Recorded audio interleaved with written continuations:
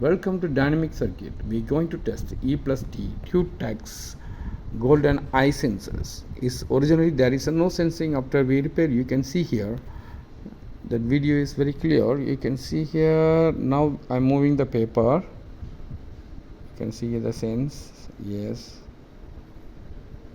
the sense is very good. The output voltage is measured by the multimeter. You can see here the multimeter.